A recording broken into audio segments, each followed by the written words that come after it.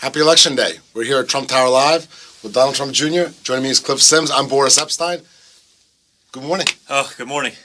Here we are, Election Day. We've already had some great TV hits this morning. How are you feeling today? Listen, it feels good. I mean, it's been an amazing 18 months. It's been such a incredible learning experience to be able to just be out there in America, seeing people who've been so affected by politics and, the false promises that have been made for generations, and to see that look of hope in those people's eyes. It's changed me a lot. I know it's changed my father. You always imagine it, you think about it, but when you see it face to face, it's so special. And it's been an amazing process. It's always interesting to see what happens I can just point back to like teams that I've been on in the past where we went through, fight together, so to speak, and then you come to the end of the year and you didn't even realize it, but you really came together as a part of that. Yeah. For you guys' family and gotten to spend a little bit of time with you guys, it seems like that's kind of what's happened with y'all. It's brought y'all closer through this difficult time. Very much so. I mean, we've always been very close as a family. That's the way we were brought up. That's the way we were raised. Frankly, in a lot of this process, we've sort of just split up, divide and conquer, right? Because when my father's in one place, it sort of creates a vacuum, as we've all seen, right? So there's almost no reason to be with him, but we've gone out of our way to make sure that we are with him at those times because it is special. We were with him last night in New Hampshire for sort of one of that last rally, and that's kind of where it started too. It is. I mean, I was there, in the primaries, and I got to be in all of those states that I got to visit then, and going back now, months later, it's been awesome. I'm sure the voters are curious, the viewers are curious. What's your day like today? Right? From what have you experienced so far? What are you expecting throughout the day? Well, I got about 2 hours of sleep, and then I had to do a bunch of TV in the morning. It was nice because it wasn't nearly as hostile as it's been in the past. I think people are like, okay, we can actually have some civil discourse, which is a lot of what this is about. But to me now, it's about thanking the people that have been so good to us along the way, the people that have reached out, the people who've come to the rallies in support of whether it be my father, whether it be myself, my siblings. So a lot of stuff like this, a lot of direct outreach to them, just watching social, thanking those people who are sending pictures. And that's what it is. It's about, let's get everyone out to vote. Let's let that voice be heard. And I feel so much of America, what I hear from them is that they haven't felt like they've had a voice in a very long time. And maybe we're the vessel to give them that voice again. And so that's been exciting. So, I hope they go out and express their opinions in the voting booth. And, we can maybe send that shot across the bow of D.C., almost irrespective of outcome. Right. That these politicians on both sides, because, I don't even want to go partisan now, but both sides, Republican and Democrat, have failed us as their constituency. They've done what's good for them and their buddies and their cronies and their special interests. And the American people have been left in the dust. And so hopefully this is that wake-up call that those people in D.C. have to start listening to their people. Listen to Don. Go out and vote. Vote, vote, vote. Bring your friends. That's right. You mentioned the folks who felt like they haven't had a voice in the process for so long. I look at my home state in Alabama, obviously not a swing state, but we're a state of a little over 4 million people, and we registered 500,000 new voters. Yep. It's remarkable. Today, as we look at turnout across the country, and we're looking at all these polls, and it's hard to know what to think, I think that's something people maybe aren't paying enough attention to, is all these new people. You're not polling those folks. Is that something maybe we should be looking at today? I think without question. I mean, at first when I saw it on the campaign trail over the last few months, I was like, that's an anomaly. New voter from 25, I've told you the story, from 25 to 83. Mm-hmm. I had a voter yesterday at one of my events in, where was I? I guess Iowa at the time. 99 years old. 99. Still into it. But so 25 to 83 who've never voted.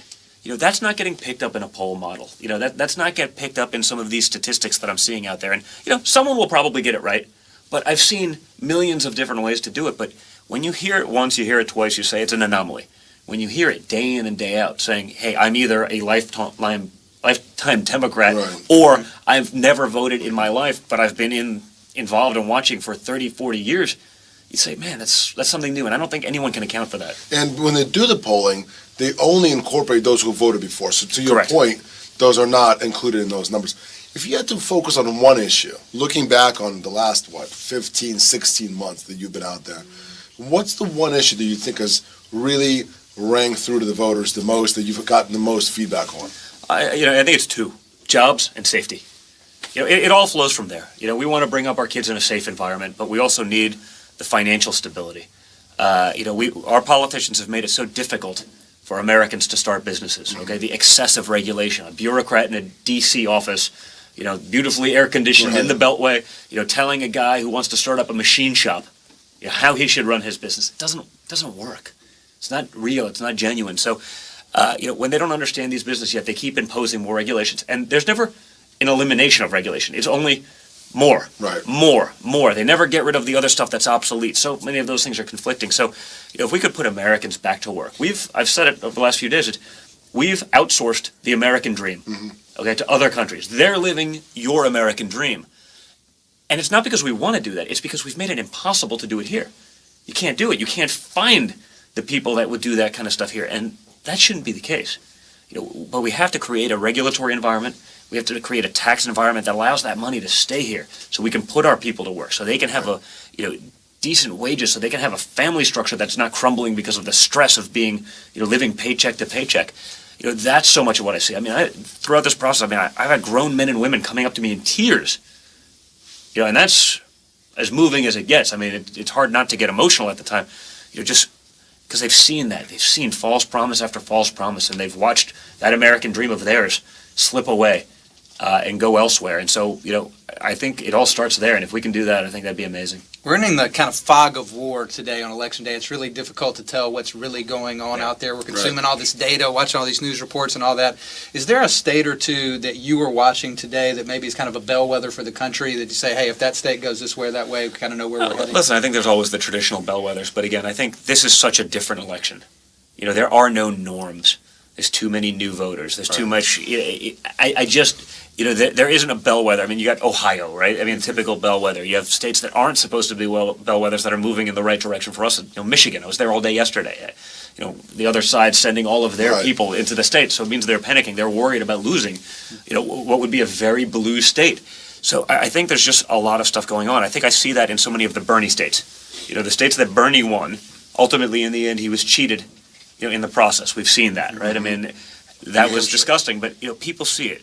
He won in Michigan. He won in some of these, and all of a sudden, we're doing pretty well there because it's a disaffected voter, someone who's been let down by the system. Again, bipartisan message. You've been let down. I don't care if you're a liberal, if you're a conservative. You've been let down, and I think those people are looking for actual change, real change, not the change we hear about where nothing actually ends up happening. And New Hampshire's in one of those states, right? Yeah. So that rally last night was a representation of that.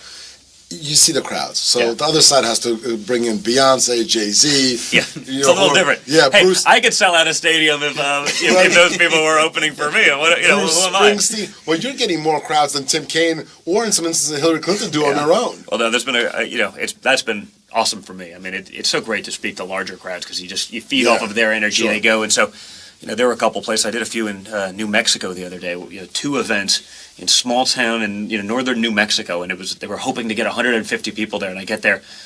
One is a crowd of 753. They were like, we've never seen anything like this. Then the next one was going to be like 300 people, and 1,750 people showed up. For me, it was awesome because you just see that, and you see that desperation. They just want change.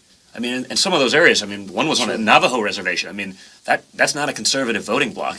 But again, they're sick of politicians coming to them every 4 years, asking them for their vote, and then we'll say, hey, the first thing we're going to do is see you again in 4 years. Right. And asking for some more money. That's what's happened time and time again. And so, it'll be interesting. But that's why I don't know that any of these models work, because there's too much of that. I hear it too many times, lifelong Democrat voting for you guys. The number that jumps out at me, I think, a lot of times, and this happened in Brexit, happened in Colombia with a FARC vote.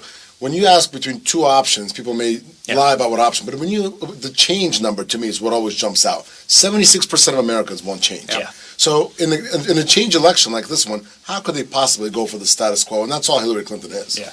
Well, and beyond that, I think because the narrative, because the way the media has framed so much of this argument, a friend of mine was in a conference the other day. And they were asking people, so who are you voting for? Raise your hand if you're voting for Trump. Okay, so small amount of people raise their hands. They asked the next question, which I thought was the most interesting. Raise your hand if you think your neighbor is voting for Trump.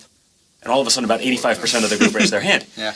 There was that narrative that it's boxed you in a hole. You don't want to be the guy supporting Trump, but when you get in that booth, you may do it anyway. Pull the lever. I joke. There's wives that haven't told their husbands they're voting for Trump, and husbands that haven't told their wives. And they both will. And they both will. And and again, I hear that because I see the people that come up to me that are just all in, and they're just, I love you. You guys are the best. And I also see the people that are like, we love you guys. Keep doing it. They won't say it loud. They don't want. They're looking around to make sure that no one's watching. We love them both. We'll take them all. But that's because there has been a false narrative created. So hopefully we can change some of that. Because in the end, you got to be president for all Americans.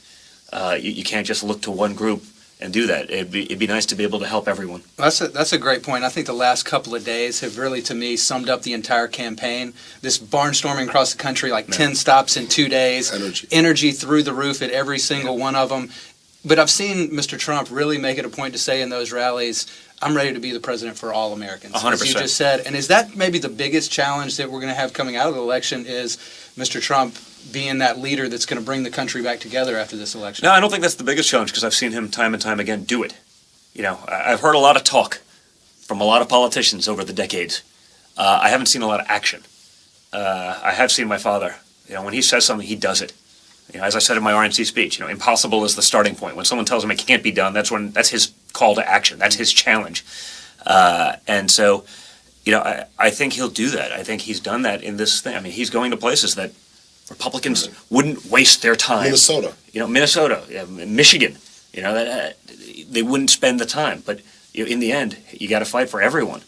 Fight for each one of those votes and spend the time there. And I think it's been awesome to see him do that because, again, how many Republican candidates in the last, in our recent memory have we seen, going into the inner cities to talk, even if it's unpopular? I mean, look, my father went to go meet with the president of Mexico despite a controversial, because he has the guts to go have that conversation, not just stick his head in the sand and pretend that things don't happen, but, it's that same, tenacity, it's that same guts that's going to allow him to take on the challenges that so many politicians run from.